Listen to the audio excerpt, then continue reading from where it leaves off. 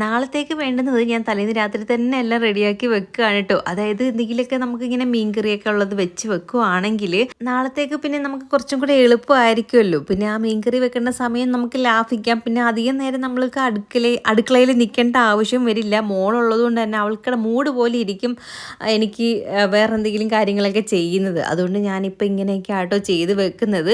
അങ്ങനെ ഇതാ മീൻകറിക്കുള്ളത് അടുപ്പത്താക്കിയിട്ടുണ്ടായിരുന്നു. കറി തിളച്ച് വന്നിട്ടുണ്ട്. ഇനി മീനും കൂടെ ഇട്ട് കൊടുക്കണം. നല്ല അയിലമീൻ കിട്ടിയിട്ടുണ്ട് കേട്ടോ.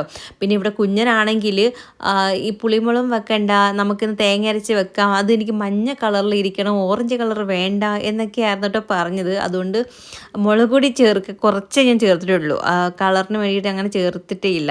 പിന്നെ എരിവിന് വേണ്ടിയിട്ട് പച്ചമുളകാട്ടോ കൂടുതലും ചേർത്ത് കൊടുത്തത്. പിന്നെ 2 മീനെടുത്ത് വറുക്കാനും കൂടെ അരപ്പൊക്കെ പുരട്ടി വെച്ചിട്ടുണ്ട്. 2 പരിഞ്ഞലും കിട്ടിയിട്ടുണ്ടായിരുന്നു. അത് ഞാൻ കളഞ്ഞിട്ടില്ല കേട്ടോ. എനിക്ക് പരിഞ്ഞൽ ഭയങ്കര ഇഷ്ടമാണ്, കുഞ്ഞനും ഭയങ്കര ഇഷ്ടമാണ്. അങ്ങനെ അത് ഒന്ന് അരപ്പൊക്കെ പുരട്ടി ഒന്ന് മസാല പുരട്ടി ഒന്ന് ഫ്രിഡ്ജിലാക്കിയിട്ടുണ്ട്. അപ്പോഴത്തേക്കാണ് ഇവിടെ കുഞ്ഞൻ പറഞ്ഞത് എനിക്ക് മുട്ട വറുത്തത് വേണം എന്നുള്ള രീതിയിൽ. അങ്ങനെ പിന്നെ എന്താ ഒരു മുട്ടയും കൂടെ വറുത്ത ആൾക്ക് കൊടുത്തിട്ടുണ്ട്.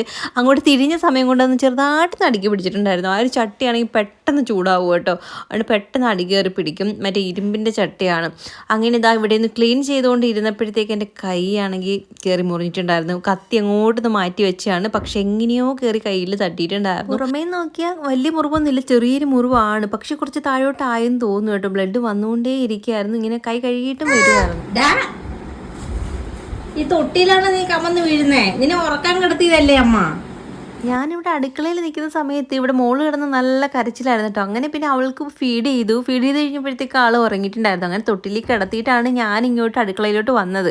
കുഞ്ഞൻ അടുത്തിരിക്കുന്നതുകൊണ്ട് ആൾ നോക്കിക്കൊള്ളുമല്ലോ. അങ്ങനെ എന്താ മുട്ട കഴിക്കാൻ വേണ്ടിയിട്ട് കുഞ്ഞൻ എഴുന്നേറ്റ് വന്ന സമയത്തായിരുന്നു ഞാൻ ഇവൾ എന്താ ചെയ്യാൻ നോക്കാൻ പോയപ്പോഴത്തേക്ക് ഇങ്ങനെ കമിഴ്ന്ന് കിടക്കുകയാണ്. ഇപ്പം കമിഴ്ന്ന് വീഴാൻ തുടങ്ങിയതിന് ശേഷം ആൾ ഏത് സമയം കമിഴ്ന്ന് വീഴക്കാണ് കേട്ടോ. എന്നിട്ട് ഇങ്ങനെ കറങ്ങക്കാണില്ല, ക്ലോക്ക് കറങ്ങുന്ന പോലെ ആൾ കിടന്ന് കറങ്ങലാണ് ഇപ്പോഴത്തെ മെയിൻ പരിപാടി. അങ്ങനെ ഇതാ പൈനാപ്പിൾ കുറച്ച് കിട്ടിയിട്ടുണ്ടായിരുന്നല്ലോ, നമ്മൾ മേടിച്ചിട്ട് വന്നത് ഇരിപ്പുണ്ടായിരുന്നു. 2 ഞങ്ങൾ കൊണ്ടുവന്നതിൻ്റെ അന്ന് തന്നെ അകത്താക്കിയിട്ടുണ്ടായിരുന്നു. പിന്നെ ഈ 3 ഇരിപ്പുണ്ടായിരുന്നു. അത് ഉപ്പിലിട്ട് വെക്കാമെന്ന് എഴുതി കേട്ടോ. അതിന് വേണ്ടിയിട്ടാണ് ഞാൻ ഇത്രയും കൂടുതൽ മേടിച്ചത്. അങ്ങനെ ഇതെല്ലാം ചെത്തി വൃത്തിയാക്കിയിട്ട് ഇതാ റൗണ്ട് ചെയ്തൊന്ന് കട്ട് ചെയ്തിട്ട് നമ്മുടെ മറ്റേ ഭരണി ഇല്ല കേട്ടോ, ഉപ്പിലിടുന്ന ഭരണിയൊന്നും ഇല്ല. പിന്നെ ഇരിക്കുന്ന ഈ പ്ലാസ്റ്റിക്കിനകത്താണ്. പിന്നെ നമുക്ക് കൊതിയുള്ളപ്പോൾ പിന്നെ നമ്മൾ ഈ ഭരണിയും തപ്പി നടക്കുന്ന സമയം കളയുന്നതിനും കാട്ടി അങ്ങ് ഇട്ട് വെക്കാമെന്ന് കരുതി. പിന്നെ ഇത് കൂടിപ്പോയ 2 ദിവസം ഇരിക്കുള്ളൂ, അത് ഈ കൂടുതൽ ഇരിക്കത്തേ ഇല്ല. ഇപ്പം തന്നെ ഒരു 3-4 ഞാൻ അകത്താക്കിയിട്ടുണ്ടായിരുന്നു. ഇതാ അങ്ങനെ പിന്നെ ഇതൊക്കെ ഒന്ന് കട്ട് ചെയ്ത് ഉപ്പ് ഇട്ട് മുളകും കീറി നല്ല തിളപ്പിച്ചാറിയ വെള്ളവും കൂടെ ഒഴിച്ച് എന്തായാലും അടച്ച് സെറ്റാക്കി വെക്കുന്നുണ്ട്. ഇത് എരിവും ഉപ്പൊക്കെ പിടിക്കാൻ വേറെ ഒന്നും കാണത്തില്ല, അതിന് മുന്നേ തീർക്കും.